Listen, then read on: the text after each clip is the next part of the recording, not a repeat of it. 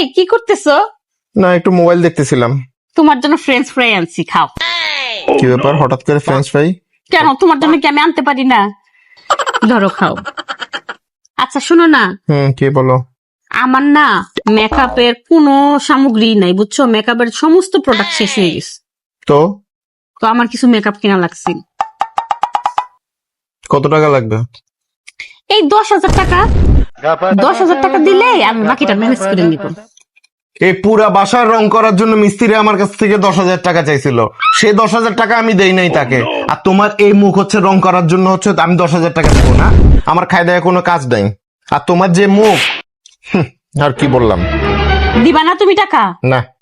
ঠিক আছে, আজকে থেকে আমি মেকআপ ছাড়াই থাকি। তাই তো।